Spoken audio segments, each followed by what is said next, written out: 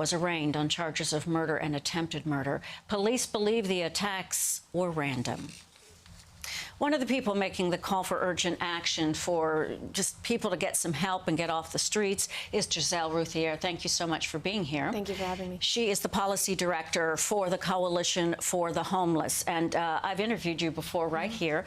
And I remember our last time we talked about shelters and you know, more structured environments for homeless people. Where is that now?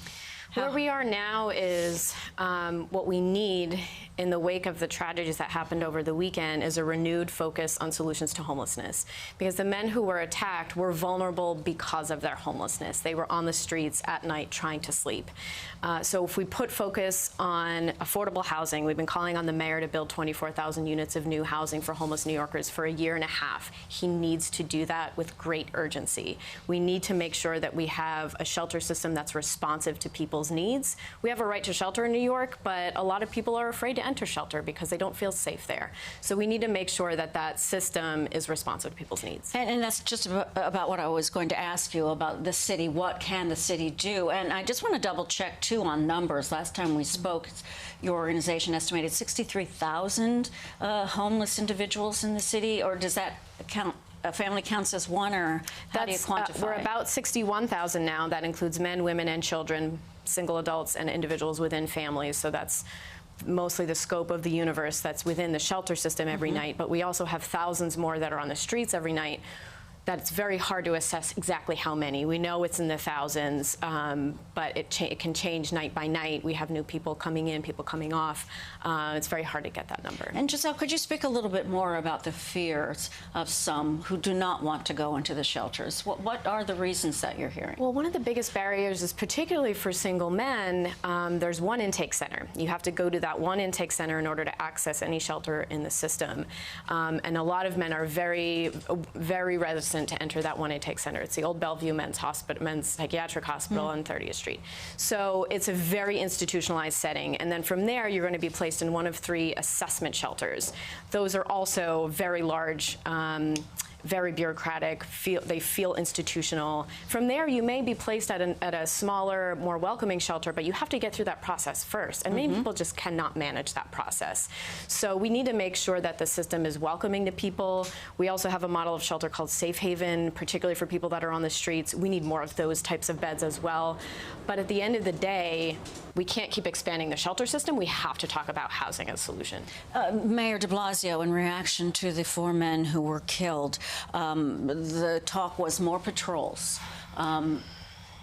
Is that going to help? No. There's also the mental health issue, which is major here, what we're talking about. I mean, further criminalizing people on the streets is the worst possible response. I mean, what's been happening over the past few months with the governor and the mayor trying to one-up each other with the criminalization of homelessness in the subway system only serves to further push people around into the system, further push them into the shadows, shuffle them around, give them tickets, bring them to the police station. That does not help people get off the streets and get the services that they need. What we need is real solutions. We need to arm our outreach workers, not our police department, with the tools available to help move people inside with housing and low threshold shelters. We need more outreach workers? I mean, does everything need to be expanded? That would help, I think at this point, a lot of folks on the streets are known to outreach workers. What is lacking are the tools that they have to be able to offer people. They say, we can offer you a transfer or a transportation to the shelter system, which they already know about,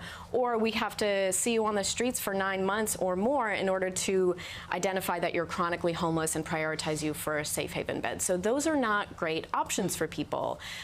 So we need to make sure that people can access shelter quickly, safe shelter quickly, and more importantly, be able to move into housing as quickly as possible after that. Mental health, and the World Health Organization has named Thursday World Mental Health Day, and you know, about asking for help, looking for signs in other people. What other things can be done as far as specifically the mental health?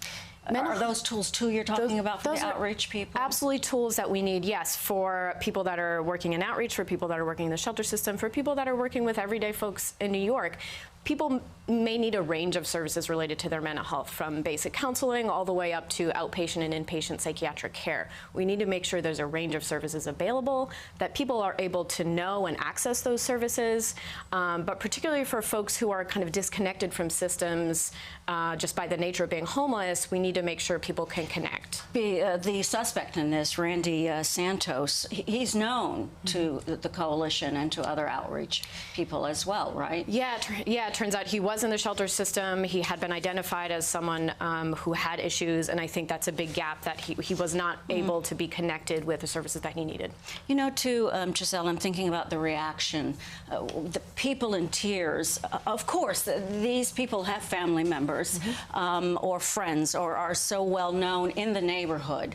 It is much more much more expansive than just these individual lives. Yeah.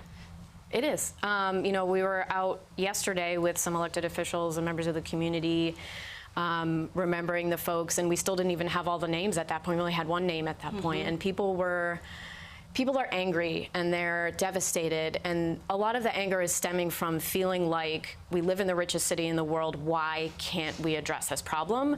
And I think that's a real and righteous anger that we should have, and we should be able to push for change as a result of this.